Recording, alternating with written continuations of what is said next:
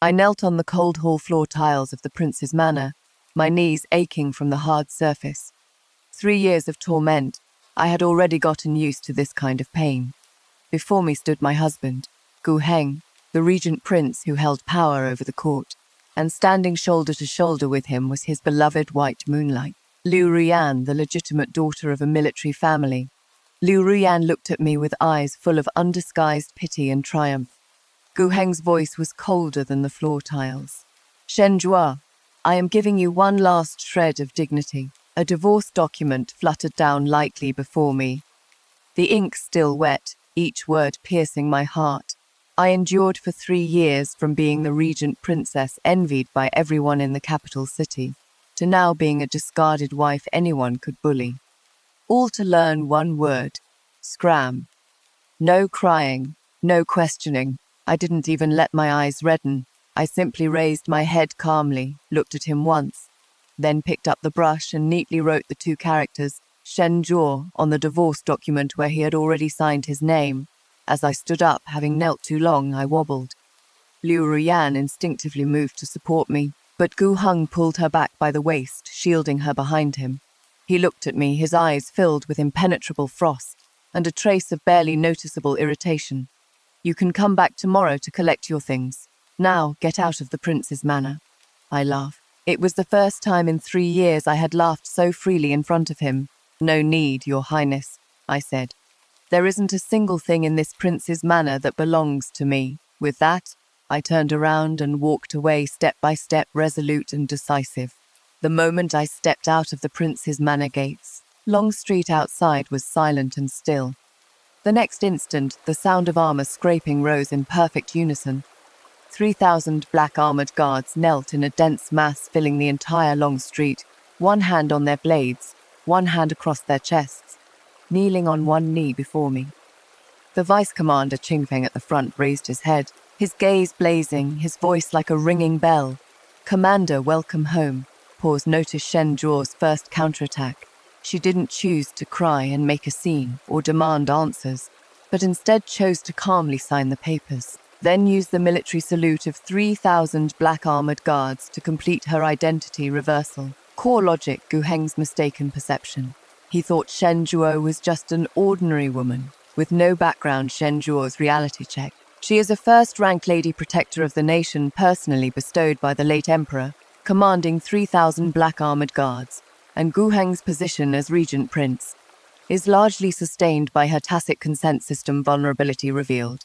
What is Gu Heng's most fatal flaw? He has never truly seen his own wife in 3 years. The number of times he stepped into Shen Zhuo's courtyard can be counted on one hand, and each visit was either due to the Empress Dowager's decree or to make way for Liu Ruyan. This is why Shen Zhuo was able to complete the power reversal at the moment of divorce. In Gu Heng's perception, Shen Zhuo was the discarded former princess consort. But in the eyes of the 3,000 Xuanzhe guards, she was the commander, the lady protector of the nation, an existence more worthy of loyalty than the regent prince himself. Let's continue watching how she converts this status gap into social humiliation.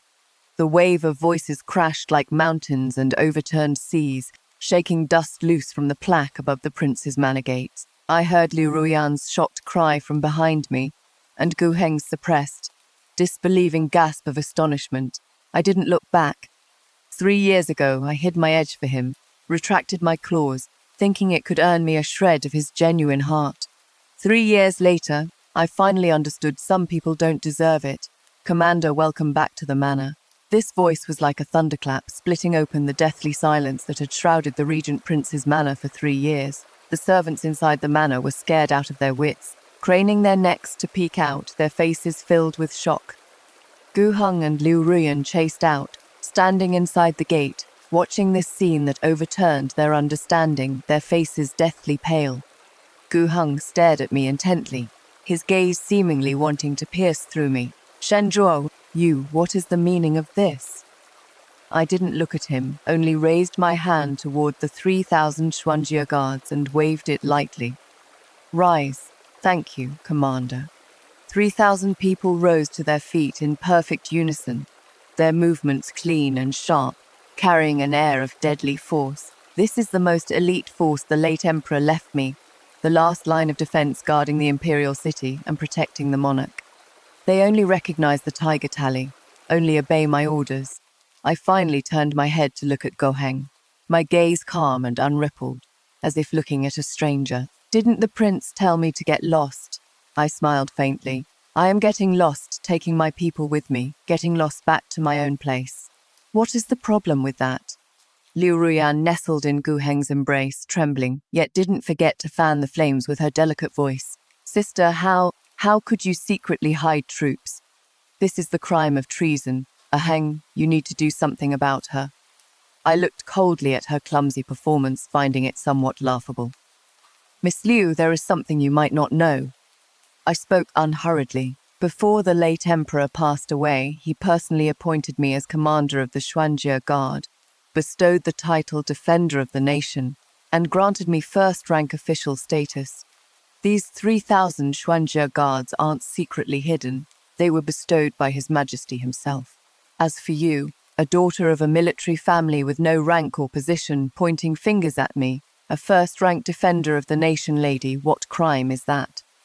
My voice wasn't loud, but every word was clear, resonating with force. Liu Ruyan's face instantly turned the color of pig liver, stammering for a long time without being able to say a single word.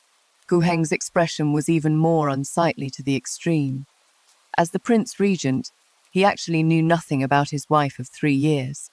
He thought he married a docile sheep, not knowing it was a fierce tiger with retracted claws. The lady of Zhengguo, he muttered to himself, the shock in his eyes gradually replaced by a more complex emotion, loss of control, defeat.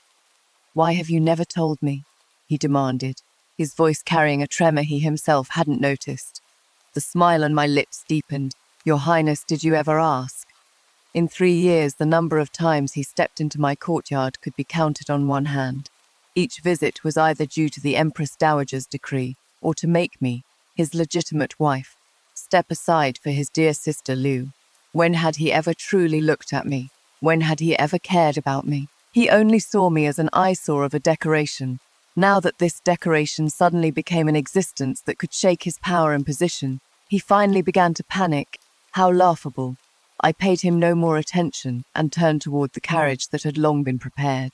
Qing Feng lifted the carriage curtain for me, and I stepped up without looking back. Return to Zhengguo Manor, I ordered indifferently.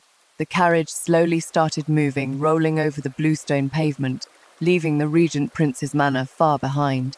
I didn't lift the curtain to take another look, because there was nothing there worth my lingering attachment. I only heard from behind me Gu Heng's roar, suppressing torrents of rage and regret. Shenjuo, stop right there. I closed my eyes, a cold arc curving at the edge of my lips. Gu Heng, the game has only just begun. You pushed me away with your own hands, so you should have expected this day would come. The Zhengguo Manor was a residence bestowed by the late emperor in the year of my coming-of-age ceremony. It is located on Duke Avenue, the most prosperous area in the capital city, facing the Regent Prince's manor from afar. For these 3 years, the manor gates have been tightly shut, unattended, and outsiders all thought it was an empty residence. But when I returned, the manor had already been completely refreshed, brightly lit. My trusted confidence, from the day I married into the prince's manor, had been lying low here under the guise of household servants, managing everything in perfect order, just waiting for my return. Commander, you've suffered so much. Qing Feng followed behind me, her voice full of heartache. I removed the ornate robes that symbolized my identity as the Regent Princess, and changed into the black combat outfit of the Xuanjia Guard commander, black as the base, golden thread embroidering a Qilin pattern, a palm-wide leather belt cinched at my waist, making my figure stand tall and imposing with heroic spirit. I looked at that unfamiliar self in the bronze mirror, yet seemed to see the young girl from 3 years ago who wore fine clothes, rode spirited horses, and settled grudges as she pleased. I am not aggrieved, I said indifferently. Enduring humiliation for 3 years was to see some people clearly and accomplish some things. Now it was all worth it. I picked up the hot tea on the table, warmth spreading from my fingertips to the bottom of my heart. Any unusual movements in the capital city?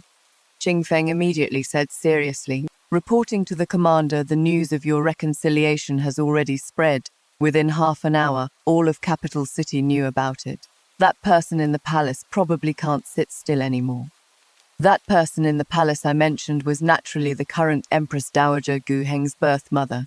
She herself was born into the Liu family, Liu Ruyan's own aunt, and had never shown me a daughter-in-law who came out of nowhere any kindness. Over these 3 years, she has taken every opportunity to reprimand me, telling me to know my place and yield to Liu Ruyan. Sure enough, early the next morning, the Empress Dowager's decree arrived at the Duke Zhengguo's mansion. The eunuch delivering the decree pinched his voice and arrogantly announced, "By decree of the Empress Dowager, the former Princess Regent, Lady Shen, is summoned to enter the palace immediately to attend the flower-viewing banquet." He deliberately emphasized the words former and Lady Shen, his contempt overflowing. Qing Feng's face turned ashen with anger and was about to lash out, but I stopped him with a glance. I stepped forward, didn't accept the decree, and just looked at the eunuch coldly. "Eunuch, I am afraid you've delivered the wrong decree." The eunuch froze for a moment, then shrieked, "Lady Shen, what do you mean by this? How dare you refuse to accept the Empress Dowager's decree?" I smiled. "First, my current title is Duke Zhengguo, personally bestowed by the late emperor, not some Lady Shen. Second, I hold a first-rank position. You are merely a palace servant. Why aren't you kneeling before me?" My voice suddenly turned cold, carrying the imposing aura of someone long accustomed to authority. That eunuch was so frightened by my gaze that his legs trembled, and he fell to his knees with a thud. Madam, spare me. This slave is following the Empress Dowager's orders. The Empress Dowager sent you to deliver an edict, not to humiliate a first-rank lady of imperial mandate." I coldly interrupted him. "Go back and tell the Empress Dowager that I will attend the flower-viewing banquet, but not as the former princess consort, but as Lady Protector of the nation." With that, I flicked my sleeves and turned around, not sparing him another glance. That eunuch scrambled away in a panic, surely to relay my words back to the palace word for word. Qing Feng snorted with satisfaction. "Commander, that is the way to do it. Show them what you are made of." I picked up my teacup, blew on the foam, my eyes deep and inscrutable. This flower-viewing banquet of the Empress Dowager's was obviously a Hongmen feast. She wanted to humiliate me in front of all the noblewomen of the capital city, to build momentum for her precious niece Liu Ruyan. Too bad she miscalculated. She thought I was still that soft persimmon in the prince's manor, ready to be squeezed at her will. She didn't know that this persimmon of mine is made of iron. The flower-viewing banquet at Xi'an Palace was indeed aimed at me. When I arrived, the garden was full of peonies in full bloom, and the noblewomen from various families were adorned with jewels and pearls. Chatting and laughing merrily, as I entered, all sounds came to an abrupt halt. Countless gazes fell on me in unison, filled with scrutiny, sympathy, and schadenfreude. I wore the court dress of a first-rank Lady Protector of the state, with a dark black base embroidered with pheasant patterns, a golden hairpin with dangling ornaments on my head, and an indifferent expression as I walked step by step into the garden. The Empress Dowager sat in the seat of honor, with Liu Ruyan intimately accompanying her at her side, massaging her shoulders. Seeing me arrive, the Empress Dowager spoke with a smile that didn't reach her eyes. Well, if it isn't the former princess consort of our Prince Regent's manor. What is this? Now that you've left the manor, your heirs have only gotten bigger, making the mourning family and all these ladies in the garden wait for you alone." As soon as these words came out, suppressed snickering immediately rang out all around. Liu Ruyan also spoke softly, her tone full of concern. "Sister, don't blame the Empress Dowager. We're just worried about you. Having left Ahung, living outside all by yourself, it must be quite hard, right? If you have any difficulties, just speak up. For the sake of our past relationship, Ahung and I will definitely help you." She deliberately linked the 4 words. Ahung and I together, speaking with utmost intimacy, as if she had already become the mistress of the Prince Regent's residence. I watched this aunt and niece duo singing in harmony, feeling utterly bored in my heart. I paid no attention to Liu Ruyan, only bowing to the Empress Dowager with neither civility nor arrogance. This subject's wife, Shen Zhuo, pays respects to the Empress Dowager. Arriving a step late is this subject's wife's fault. However, before leaving home, this subject's wife had to properly organize the Xuan Armor Guard's capital city defense, according to regulations. as it concerns the stability of the nation. I dared not be negligent. I hope the Empress Dowager will understand. I deliberately brought up the Xuan armor guard and stability of the nation. The Empress Dowager's expression stiffened as expected. She could manipulate a former princess consort, but didn't dare casually deal with a Duchess of National Stabilization who held military power. She snorted coldly. Fine, the Duchess of National Stabilization is now a pillar of the state, so naturally this dowager understands. Grant her a seat. What the palace maid brought over was a small stool closest to the lowest seat, positioned even further back than the seats of some second-rank and third-rank officials' family members. This humiliation came crystal clear. A trace of smugness flashed in Liu Ruyan's eyes, and she was about to say something. But I didn't even glance at that small stool and directly pulled out a bright yellow scroll from my sleeve, presenting it with both hands.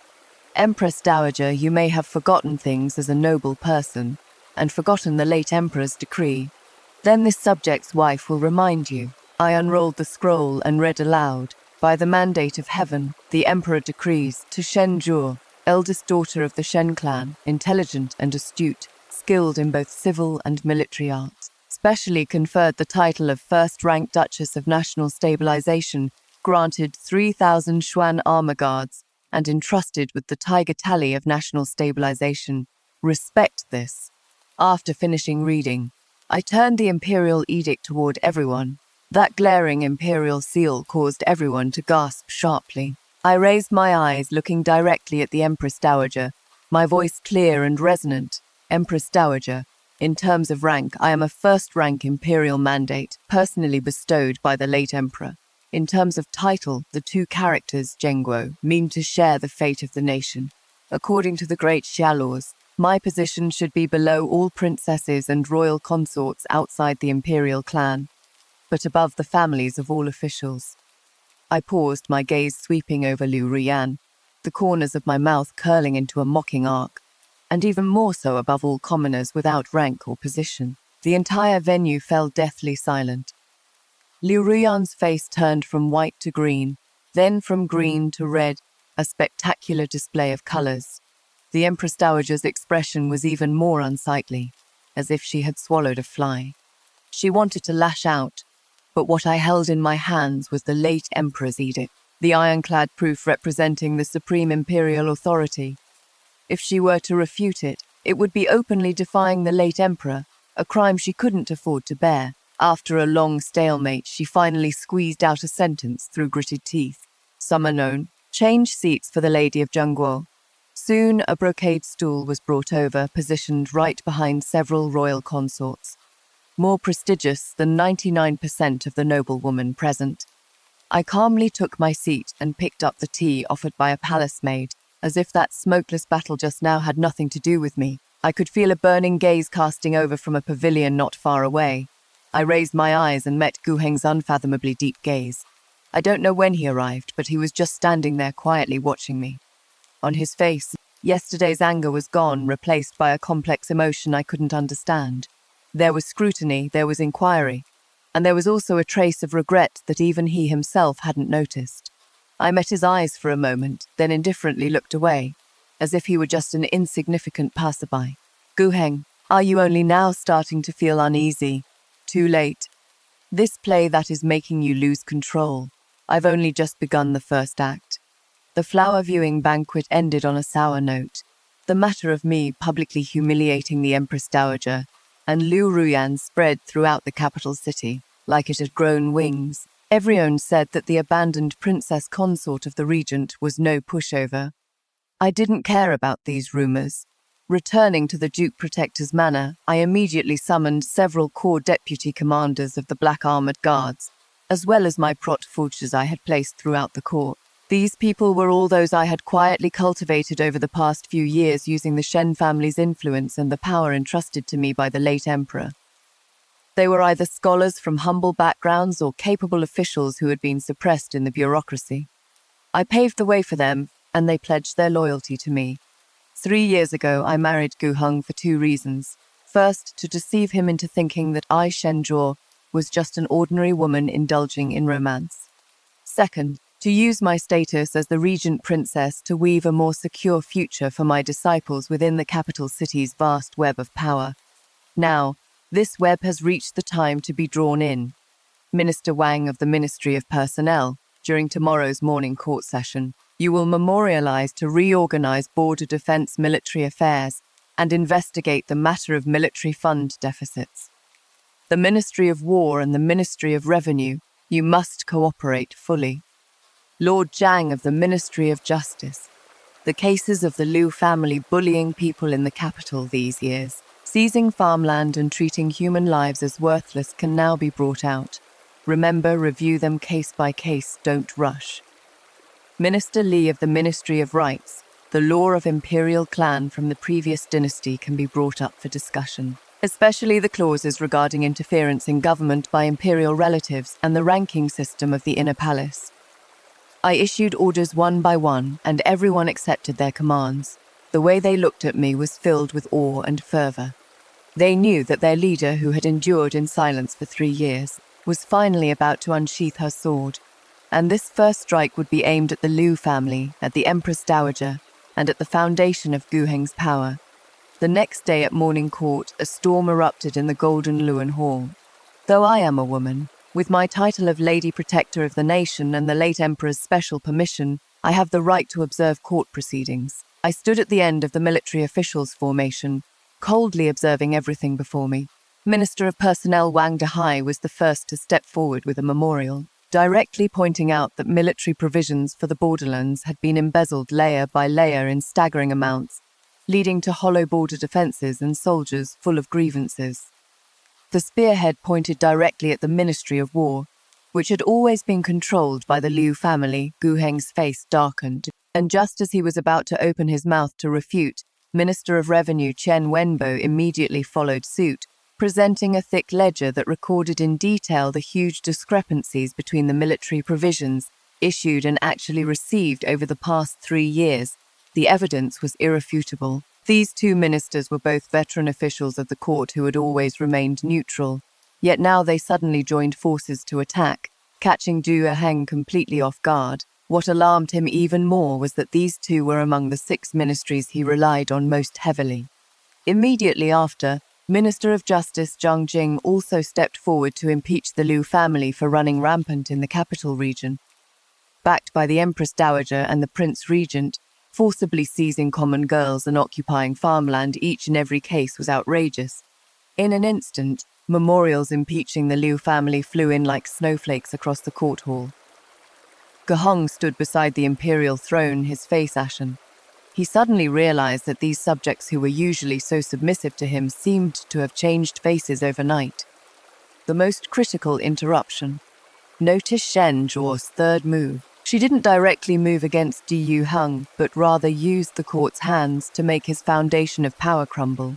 Core logic, Shen Zhuo's 3-year plan, using the Shen family and the forces entrusted by the late emperor. She cultivated protovzis throughout the court, in the Ministry of Personnel, Ministry of Revenue, Ministry of Justice, and Ministry of Works.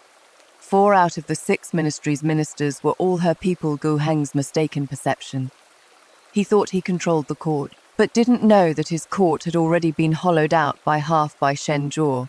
Why is this mode of revenge the most lethal?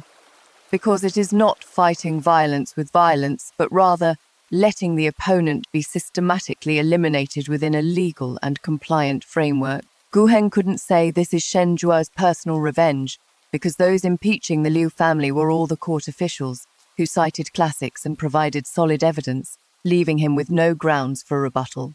The most shocking detail for the first time. He felt that his control over this court seemed to have cracked. He instinctively looked in my direction. I stood there, eyes lowered, as if it had nothing to do with me. But from my calm profile, he read a kind of silent mockery.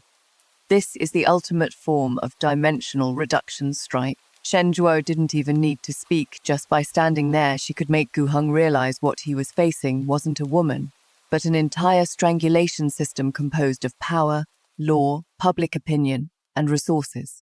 Their every accusation, every piece of evidence was like a precise knife, stabbing viciously at the Liu family and also tearing apart the power territory he had cultivated for years. He tried to suppress it, but found he had no way to start. Wang Dehai, Qian Wenbo, and the others cited classics and presented solid arguments, leaving him unable to find any grounds for rebuttal. For the first time, he felt that his control over this court seemed to have developed cracks. He instinctively looked in my direction. I stood there, eyes lowered, as if it had nothing to do with me. But from my calm profile, he read a kind of silent mockery. He understood. All of this was my doing, the Ministry of Personnel, Ministry of Revenue, Ministry of Justice, Ministry of Works of the 6 ministries' ministers. 4 were actually my people. These past 3 years, he thought I was just a resentful wife sulking with him in the back courtyard of the prince's manor. Little did he know, right under his nose, I had already quietly hollowed out half of his court. After court dismissed, he quickly caught up with me and blocked my way at the palace gate. "It was you." He used a declarative statement, his voice suppressing rage. "Shen Zhuo, what exactly are you trying to do?" I raised my eyes, looking at his handsome yet cold face, and said indifferently, "What is your highness saying? I don't understand." "You do understand." He grabbed my wrist in one motion with such force he nearly crushed my bones. "Wang Dehai, Qian Wenbo, they're all your people. When did you buy them off?" I winced in pain and forcefully shook off his hand. "Your Highness, please conduct yourself with dignity."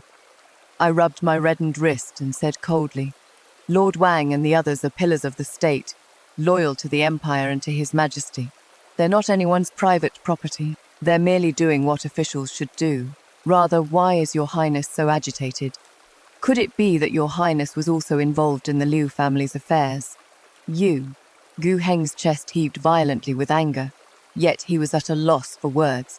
He stared at me intently, as if trying to recognize me anew. "I truly underestimated you." He forced these words through gritted teeth. "You've hidden it so deep." I laughed. "Not as well as your Highness. Didn't your Highness also hide Miss Liu in your heart for 3 whole years?" My words were like a needle, stabbing him precisely where it hurt. His expression instantly turned extremely ugly. "That is different." The words practically burst from his mouth. "Oh, what is different?" I looked at him with leisurely composure. "What your Highness hid was a confidante. What I hid was the power to protect our family and defend the nation, which is more important. Your Highness can weigh that yourself." Having said that, I stopped looking at him and walked straight toward my carriage. Gu Heng stood in place, watching my retreating figure. For the first time, his eyes revealed deep unease and a trace of regret. He was beginning to realize that the divorce document he had torn up with his own hands had perhaps also torn away the only warmth and stability he could have ever possessed in this life. The confrontation at court was only the beginning. Under my instruction, the Ministry of Justice's case proceeded extremely quickly. Evidence of the Liu family's tyranny over the countryside was confirmed one by one, and public resentment boiled over. The gossip about the Liu family in the capital city had escalated from inner chamber secrets to a level that threatened the foundation of the state. The Empress Dowager was so furious in Xi'an Palace that she smashed several sets of her beloved porcelain, summoning Gu Heng to the palace 3 or 4 times in a row, forcing him to find a way to save the Liu family. But Gu Heng was also at his wit's end now. He discovered that every political decree he issued encountered either overt or covert resistance at the 6 ministries. Those officials he once thought were at his beck and call had now all learned to play Tai Chi, using various high-sounding reasons to delay and undermine his orders. He had the title of Regent Prince in name only, but felt like a giant with bound hands and feet, constrained at every turn. And the instigator of all this, me, was leisurely sitting in the Duke Protector's mansion, sipping new tea and listening to Qing Feng's report.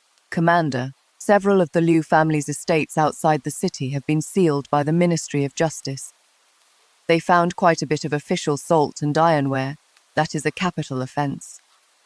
The Empress Dowager has fallen ill from anger and has summoned several batches of imperial physicians. The Regent Prince has been sleeping in his study these past few days. They say his temper is quite volatile. He has already had several servants beaten with the rod." I listened with no particular expression on my face.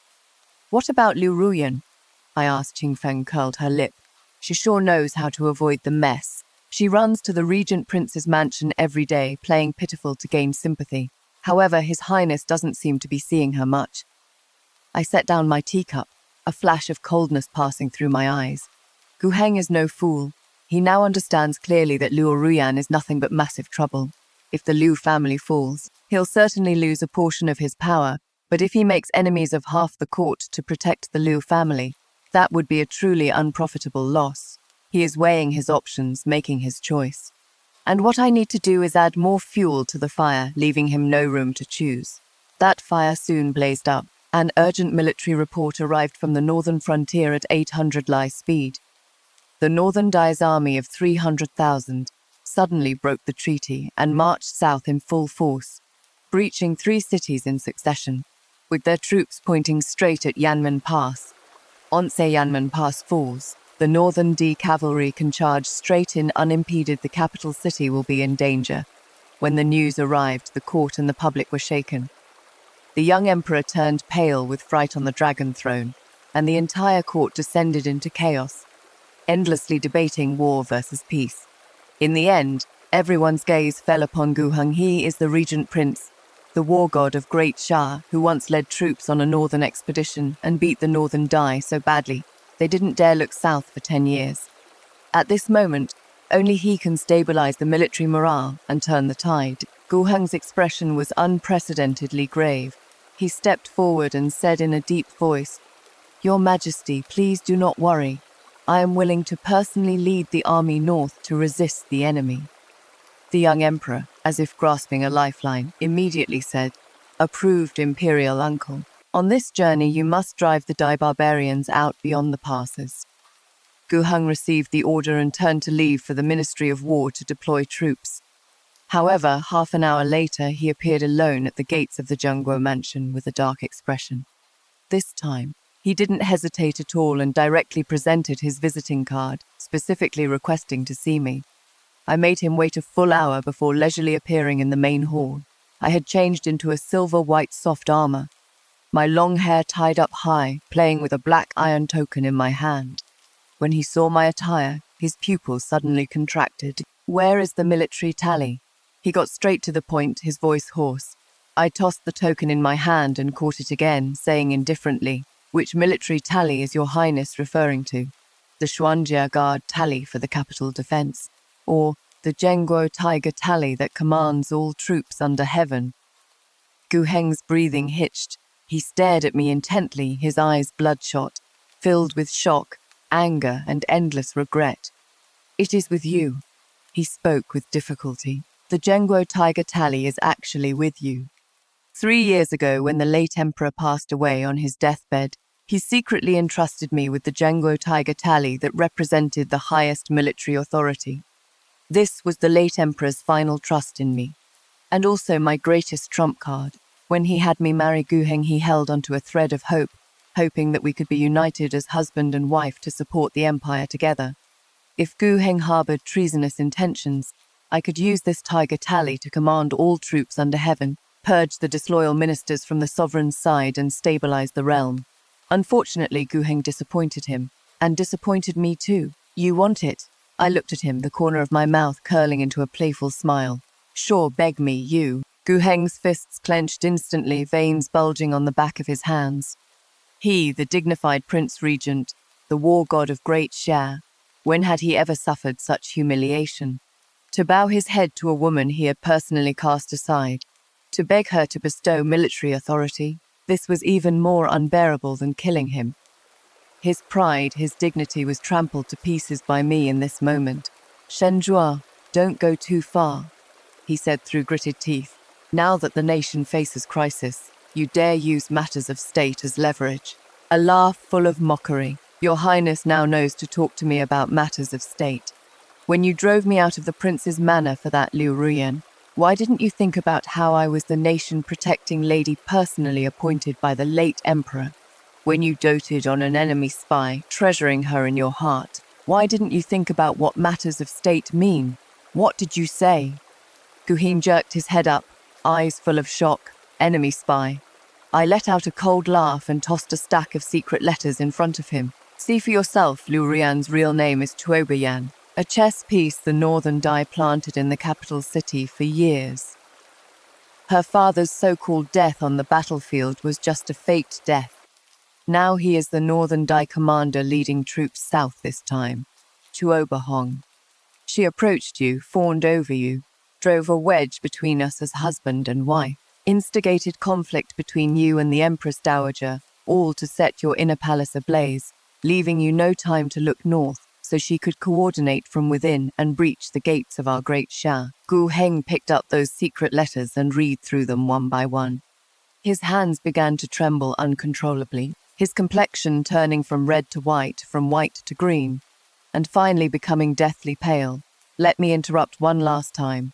Notice Shen Zhuo's fourth move after the divorce. She didn't leave directly but chose to wait for the timing of the Northern Dai invasion, using a national-level crisis to complete the final reckoning. Core logic, Shen Zhuo's plan. For 3 years she knew all along that Liu Ruyan was an enemy spy, but she chose not to expose her, because she was waiting for a moment that could make Gu Heng completely collapse. Gu Heng's breaking point, when he discovers that the white moonlight he cherished for 3 years is an enemy spy, and he himself nearly became the ruler who lost his nation. All his pride and dignity turned to dust. Why wait for the Northern Dai invasion timing? Because this is the only moment that could make Gu Heng voluntarily surrender power. Facing national crisis, he has no choice but to beg Shen Zhuo to deploy troops, and the 3 conditions Shen Zhuo proposes: depose Liu Ruyan, finalize the divorce, hand over regent authority, transform his passive loss into active surrender. The most shocking detail, I said. I raised the long spear in my hand, the tip pointing directly at his throat. Your sweet dream should end now. With a pushy sound, the long spear pierced through his throat. The Northern Dai commander-in-chief Oberhong was beheaded. Shen Zhuo used a great victory at the northern frontier to complete her identity leap from the divorced former queen consort to the goddess of war protecting the nation. And all of this happened under Gu Heng's gaze. The contents of the letter recorded in detail how Liu Ruyan passed on intelligence, how she coordinated with the Northern Dai's actions, and even how she administered slow-acting poison in the sachet I had given to Gu Heng 3 years ago. Everything was written crystal clear. Impossible. This can't be possible. He muttered to himself, as if his soul had left him. The one he treasured like a precious gem, the one he thought was pure and flawless. His white moonlight turned out to be a beautiful viper laced with deadly poison. The wife he disdained and looked down upon, the one he thought was mediocre and unremarkable, had unknowingly blocked the fatal poison for him and protected the safety of this nation. An immense sense of absurdity and regret drowned him like a tidal wave. With a poo sound, he spat out a mouthful of fresh blood, staggered back several steps, and crashed into the pillar behind him. He laughed bitterly, his laughter filled with self-mockery and despair. So I was the biggest fool all along. I looked at him coldly, without a trace of sympathy. Now, do you still want to talk to me about going too far, Gu Heng? You colluded with the enemy and betrayed the nation, harbored spies. Your crimes deserve death. He lifted his bloodshot eyes to look at me, his voice hoarse beyond recognition. I beg you. He finally spoke those 2 words, like a mountain collapsing thunderously. All his pride and dignity turned to dust in this moment. I beg you, save Great Sha. Looking at his devastated appearance, I felt not a shred of satisfaction in my heart, only an icy desolation. Save Great Sha. I can do that. I walked up to him, looking down at him from above. But I have conditions. He raised his head, his eyes already devoid of any light, leaving only numbness. Speak first. I extended one finger. Immediately announced to the realm, strip Liu Ruyan of all her titles, throw her into heavenly prison, and await judgment. Gu Heng's body stiffened for a moment, then he nodded bitterly. Fine. Second. I extended my second finger. In the name of the regent prince, announced to the realm that our marital fate as husband and wife has ended, and the divorce document takes effect immediately. From now on, we marry separately, no longer concerning each other. He jerked his head up, looking at me in disbelief. No, he blurted out. The divorce document. I already tore it up. You tore it up. I can write another, I said coldly. Gu Heng, don't make me look down on you. You were the one who didn't want me first, and now you want to go back on it. There is no such cheap deal in this world. He looked at my resolute eyes. His lips moved several times, and in the end all his rebuttals turned into a long, pain-filled sigh. Fine, he closed his eyes, as if it took all his strength. I promise you. Third, I looked at him, enunciating each word. Hand over all the power you hold, including the regency. From now on, you'll just be an idle prince, and court affairs will have nothing to do with you anymore. This condition was even harsher than the first two combined. This was equivalent to making him give up the greatest pursuit and glory of his life. Gu Heng's eyes flew open, finally regaining a trace of spirit, but it was towering rage and unwillingness. Shen Zhuo, you are asking for my life. I am saving your life. I calmly met his gaze. Liu Ruyan is an enemy spy. You've doted on her for 3 years.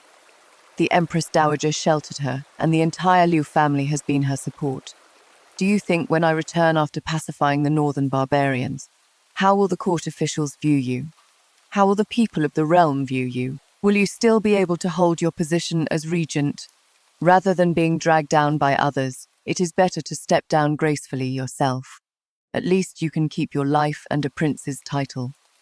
My words, like the sharpest blade, laid bare the bloody reality, forcing him to face it. He slumped down to the ground in defeat, holding his head, letting out a low roar like a cornered beast. After a long while, he finally raised his head, his eyes bloodshot, his voice hoarse like sandpaper scraping. I promise you. I nodded, and tossed him the tiger tally of the nation. The tiger tally is yours. Command the troops as you wish. I turned and walked toward the inner hall, but Gu Heng, remember this. I am deploying troops for the vast territory of Great Xia for the common people, not for you. From now on, between you and me, there is only sovereign and subject, nothing more. He watched my resolute departing figure, reaching out his hand as if trying to grasp something. But ultimately it fell powerlessly. He knew that he had completely, forever, lost me. Gu Heng moved quickly. Or rather, under my pressure, he had no choice but to move quickly. That very day, 3 royal decrees issued from the regent prince's manor, shocking the entire capital city. The first, stripping Liu Ruyan of all her honorary titles and names, imprisoning her in heavenly prison for the crime of colluding with the enemy in treason. The second, proclaiming to the world that he and I, Shen Zhuo, had long since divorced, with no further connection from this day forth. The third, voluntarily requesting to relinquish his power as regent prince supervising the state, retreating to the status of an idle prince, no longer involved in court affairs from now on. One stone stirred up 1,000 waves. The people of Capital City discussed it endlessly, and the court officials were even more dumbstruck. No one could have imagined that the regent prince, whose power dominated the court, would voluntarily abandon all his authority overnight. And I, on the second day, clad in silver armor, wielding the long spear, personally selected my generals and led an army of 100,000 marching magnificently toward the northern frontier. On the day of departure, the young emperor led all officials to see me off at the city gate. Mounted on my horse, I spotted that lonely figure in the crowd. Gu Heng wore an ordinary prince's regular attire, devoid of his usual imposing presence and cold arrogance, just standing there quietly, gazing at me with complicated eyes. In his gaze were regret, unwillingness, pain, and a trace of something even he himself had not noticed. A deep attachment and pleading. He was begging me to turn back and look at him just once. I didn't. I kept my eyes straight ahead and clasped my fist toward the young emperor on the dragon throne. Your Majesty, this subject is off. With that, I squeezed my legs against the horse's belly, and my warhorse let out a long neigh before charging out of the city gate first. Move out. The 100,000-strong army, like a surging torrent of steel, rolled toward the northern battlefield. Gu Heng, your crematorium has only just begun to burn bright, and I am off to establish my legendary achievements. The war at the northern frontier was even more brutal than imagined. Chuoba Hong was a military genius, using the intelligence Liu Ruyan had passed on. He knew our defensive deployments inside out and beat us into constant retreat. Morale in the army was low, and pessimistic sentiments were spreading. When I arrived at the front lines, Yamen Pass was already in critical danger. I didn't rush into battle, Instead, I first tightened military discipline, executing on the spot those officers who had fled from battle or feared death, then personally inspected the wounded soldiers' camp to comfort the troops. I told them that reinforcements and provisions were already on the way, and their families in the capital city were waiting for their triumphant return. I stabilized the army's morale, which was on the verge of collapse, as fast as I could. Then I began studying Tuobahong's tactics and strategies. He was indeed formidable. His military tactics were cunning and unconventional, but he had one fatal weakness. He relied too heavily on intelligence, trusting Liu Ruyan too much. He thought he knew me inside and out. Little did he know that what Liu Ruyan passed to him was all information I wanted him to know. Over these 3 years, I had already secretly reorganized the northern frontier's defense lines through the mystic armored guards. Those defense maps that Liu Ruyan knew about were all fake. I was going to use a high-stakes gamble to lure him into the trap I'd carefully laid. I deliberately showed weakness to the enemy, abandoning several less important passes, pulling my main forces back inside Yanmen Pass, putting on a posture of defending to the death. Tuobahong took the bait as expected. Thinking I had exhausted all my tricks, he assembled 300,000 main forces and launched a general assault on my Yanmen Pass. He wanted to decide everything in one battle, and I was waiting for this very opportunity. On the day of the decisive battle, wind and snow filled the sky. The wolf banners of the northern Dai blotted out the sun, and 300,000 troops surged toward Yanmen Pass. Like a black tide, on the pass walls, my soldiers' faces turned pale as they gripped their weapons tightly. I stood atop the tower, my silver armor gleaming brilliantly in the wind and snow. "Beat the drums," I commanded in a deep voice. Boom, boom, boom. The mighty drumbeats resounded through the clouds like a giant's heartbeat, pounding on every soldier's heart. Warriors. I drew the long sword from my waist, pointing the blade toward the heavens, my voice like a dragon's roar. The land of our great Xia is beneath our feet. Our parents, wives, and children are behind us. We have nowhere left to retreat. Today, either we leave the bones of the Dai people forever on this land, or we use our own blood to build a new great wall. Kill, at my command. 10,000 arrows were released from the city walls in unison, like a plague of locusts, blotting out the sky as they shot toward the enemy army. The meat grinder of war, at this moment, began to spin madly. Tuobahong clearly hadn't expected our resistance to be this tenacious.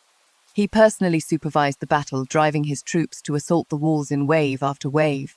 Blood stained the white snow red. Corpses piled up like mountains from dawn. The killing continued until dusk. Yanmen Pass. This mighty fortress tottered on the verge of collapse under the enemy's frenzied attacks. Tuobahong revealed a victorious smile. He believed we were already at the end of our strength. Just then, the signal I'd been waiting for finally came. From the mountains on both sides outside the pass, earth-shaking battle cries suddenly erupted. 2 surprise troops like heavenly soldiers descending from the sky, fiercely stabbed into the enemy's left and right flanks. Those were my black armored guard, and the elite forces I had already ambushed here. Tuobahong's expression changed drastically in an instant. It is a trap. He finally understood that my previous displays of weakness were all to lure him into this dead end surrounded on 3 sides. However, it was already too late. "Open the city gate," I shouted sternly. The heavy city gate slowly opened. I took the lead, commanding the city defense soldiers who had long been holding back their fury, charging like fierce tigers, descending the mountain toward the enemy army whose formation had already fallen into chaos. I had only one target: Tuobahong's central command 10, capture the king before capturing his bandits. That night, outside Yanmen Pass, blood flowed like rivers. I led my personal guards like the sharpest blade, piercing straight into the enemy army's heart. The northern soldiers blocking my path were knocked off their horses one by one. My silver armor had long been stained red with blood. Under the desperate protection of his personal guards, Tuobahong fled in panic. I pursued relentlessly. After chasing for 30 li, I finally intercepted him in a mountain valley. He looked at me, his eyes filled with venom and unwillingness. "Shen Zhuo, what a Shen Zhuo. To think I would be defeated at the hands of a woman like you." I looked at him coldly. Defeated is defeated. What does gender have to do with it? He laughed maniacally. Ha ha ha. So what if you won? My daughter Tuoba Yan has already become the beloved of your regent king. When we Northern Dai make our comeback, she will be our best inside agent. He obviously still didn't know about everything that had happened in Capital City. I looked at him with pity, as if watching a pathetic clown. I am afraid you still don't know, do you? Your precious daughter is now in the heavenly prison, waiting to be executed after autumn, and that son-in-law you've been obsessing over has already been stripped of all his power by me, turned into a worthless idle prince. Chuobahong's laughter came to an abrupt halt. He looked at me in disbelief. What did you say? I said. I raised the long spear in my hand, its tip pointing straight at his throat. It is time to wake up from your sweet dream. With a splurt, the long spear pierced through his throat. His eyes widened, his face still bearing an expression of incredulous shock as he slowly collapsed. The Northern Dai Commander-in-Chief Tuobahong decapitated. 300,000 troops, leaderless and without direction, crumbled overnight. The crisis at the northern frontier resolved. News of the triumphant victory reached the capital city one step ahead. The entire capital city erupted in celebration. Common folk spread the word to each other, cheering and jumping for joy. They called me the nation-protecting goddess of war, pushing my reputation to an unprecedented peak. When I led the army back to the capital city, what greeted me was the grand spectacle of long streets stretching for miles, with every household emptying into the streets. The common folk threw flowers and fruits toward my army, shouting the title Lady Protector of the Nation. The young emperor, leading all the officials, personally welcomed me at the city tower. I sat atop my white warhorse, my gaze sweeping across the city tower. I saw it. At the very end of all the officials, in that most inconspicuous corner, I saw Gu Heng. He wore an old royal robe washed until it was faded and white, his figure gaunt, his face haggard, his beard unkempt. He had long lost his former handsome elegance. He just stood there blankly, his gaze fixed unblinkingly on me. That look in his eyes was one I had never seen before. Filled with pain, regret, humility, and a kind of almost desperate love, he thought that I would, like all triumphant soldiers, accept my rewards beneath the city tower, accept his gaze. I didn't. I rode my horse to the city gate, and toward the young emperor on the city tower. I loudly performed a standard vassal salute. Regent Prince, this humble general reports back. The Northern D's 300,000 troops have been completely annihilated. Commander Tuobahong has been beheaded. The northern frontier is now secure. I deliberately spoke those 3 words, Regent Princes, for Gu Heng to hear. I saw his body tremble violently. Then, under everyone's shocked gazes without stopping, I squeezed my legs against the horse's belly and rode straight through the city gate, galloping rapidly toward the Zhengguo Manor. I didn't even give him a second glance. Shenjuo! Behind me came Gu Heng's heart-wrenching shout. He actually recklessly rushed down from the city tower, disregarding the officials' astonishment, disregarding the emperor's dignity, chasing after me like a madman. He ran stumbling and staggering, like an abandoned child. Zhenjuo, wait for me, Zhuo. He started calling me by my nickname, that name he would only occasionally call out when we were alone together. A sharp pain pierced my heart, but it was immediately covered by an even deeper coldness. Too late. Everything is too late. I didn't look back. Instead, I urged my horse to run even faster. He chased me for a full 10 li from the Vermilion Bird Gate, all the way to the entrance of the Zhengguo Manor. When I dismounted, he finally caught up too, leaning against the stone lion at the entrance, gasping for breath heavily, utterly disheveled. Zhuo. He looked at me, his eyes full of pleading. Let's talk, okay? I looked at him coldly, as if looking at a pestering stranger. Your Highness, I have nothing to discuss with you. No, he rushed forward, trying to grab my hand. 2 unsheathed sabers crossed in front of him, blocking his way. It was my personal guards. Your Highness, please stop. The guard's voice was cold as ice. The commander has ordered that the Zhengguo Manor does not welcome you. Gu Heng's footsteps came to an abrupt halt. He looked at those 2 gleaming sabers, then at my cold face, and the last light in his eyes gradually dimmed bit by bit. He understood. I wouldn't give him even the slightest chance anymore. He chased after me for 10 miles. But what came was not my change of heart, but an even more thorough, more resolute humiliation. He staggered back a step in dejection, laughing miserably. Good, I understand now. He turned around in a daze, step by step, walking into the overwhelming wind and snow. His retreating figure, desolate and lonely, like a dog abandoned by its owner. I watched, without the slightest ripple in my heart. I turned and stepped through the gates of the state-protecting manor. The gate behind me closed heavily, separating two worlds. After returning to Capital City, the first thing I did was deal with Liu Ruyan and the Empress Dowager. Liu Ruyan's crimes were irrefutable, and with my push, the Ministry of Justice, the Court of Judicial Review, and the censorate held a joint trial and sentenced her to death by slow slicing. On the day of execution, I went to watch.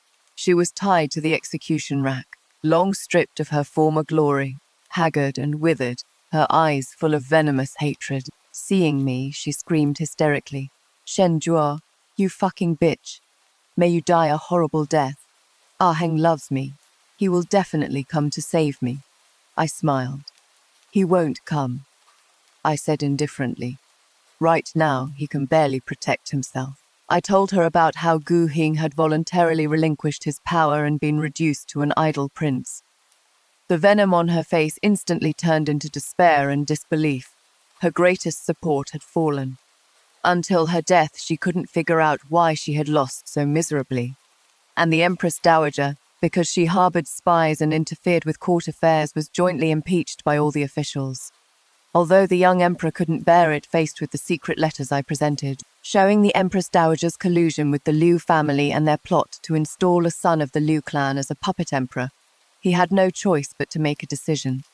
In the end, the Empress Dowager was deposed and confined to the Imperial Buddhist Hall, forbidden to leave for the rest of her life. The two mountains that once weighed upon me were thus removed one by my own hands. After resolving these troubles, my life finally became completely peaceful. I returned the Tiger Tally of State Protection, but retained my position as commander of the Xuanzhe Guard and the title of Lady of State Protection. The young emperor relied heavily on me for major state affairs. He would always consult my opinion first. The proteges I had cultivated also became the pillars of the court. The entire Great Xia, under my influence, was steadily advancing toward a prosperous and enlightened direction. As for Gu Heng, he had completely become a marginalized figure. He came to wait at the gates of my state protection manor every day from dawn to dusk. Rain or shine, he did nothing but stand there, quietly staring at that tightly closed gate, as if trying to bore through it with his eyes. At first, people in the capital city still gossiped, saying the former regent prince had undying feelings for his former princess consort, staging a spectacle of "look at the wife stone." But as time passed and I never appeared, never gave the slightest response, those discussions gradually died down. Everyone understood that the lady protector of the nation had a heart of iron and stone, and it was impossible for her to turn back. He had become a joke, an abandoned, pitiful and pathetic joke. Qingfeng once asked me, "Commander, do you really not feel even a little bit soft-hearted?" I was reading a military strategy book and didn't even look up. Soft-hearted. I smiled slightly. My heart already died the moment he threw the divorce document in front of me. The one I have now is made of stone. How could a heart that has been completely shattered still soften? Some wounds, once inflicted, are eternal. Days like these passed and 3 years went by. For 3 years he came rain or shine. For 3 years I turned a blind eye. During these 3 years the Great Xia enjoyed peace and prosperity. With all endeavors flourishing, my prestige had also reached its peak. The young emperor, grateful for my achievements, defied opposition and made a decision that shocked the entire court. He wanted to enfeoff me as a prince of a different surname. This was an honor unprecedented since the founding of Great Xia, especially for a woman. On the day of the prince investiture ceremony, I wore the princely court robes and stood in the golden Luan Hall, receiving the bows of all officials. Long live the emperor, long live, long live. Long live the prince protector of the nation. Long live, long live. Voices like a mountain roar and tsunami rang in my ears. I looked at the young emperor on the dragon throne who had begun to display imperial dignity, looked at those nobles and aristocrats below the steps who bowed before me, and felt complete calm in my heart. I had done it. I did not fail the late emperor's trust, nor did I disappoint the Shen family's expectations. By my own strength, I stood at the pinnacle of this world. After the ceremony ended, I walked out of the imperial palace and boarded my princely carriage. In the surging crowd at the palace gate, I saw that familiar yet strange figure again, Gu Heng. He was even thinner than 3 years ago, with white frost already appearing at his temples. He wore a faded blue robe washed until it turned pale, blending into the crowd. So unremarkable. When he saw me come out, a burning light burst forth in his eyes. He wanted to rush over, but was mercilessly blocked by the imperial guards maintaining order. He could only stand there across the distant sea of people, staring at me obsessively. His lips were moving. I understood he was saying, "Joshua, congratulations." Looking at him, I suddenly remembered many years ago. When I first met him, he was just like this, standing in the crowd, graceful and handsome, radiantly brilliant. And I was just a timid little girl following behind my father. Back then, I thought he was my life's tribulation. Later, I finally understood. He wasn't a tribulation. He was merely an insignificant stepping stone on my path to becoming a king. My carriage slowly passed before him. This time I finally turned back and glanced at him. In that glance, there was no love, no hate, only a serene pity, like a deity looking down upon an ant. He met my gaze and was struck as if by lightning, his entire body freezing up. He finally completely and thoroughly understood. He thought that these 3 years of forbearance meant I was learning to be good, learning to be the gentle and virtuous wife he wanted. Actually, he was wrong. These 3 years I was only learning how to stop loving him. Now, I've learned it. All right, all you rational thinkers, the complete script ends here. Let me summarize the core game theory logic of this story in one sentence. When you are looked down upon by the entire world, you either sink into oblivion or become the one standing at the top of the world, making all those who once looked down on you gaze up in awe. See you next time.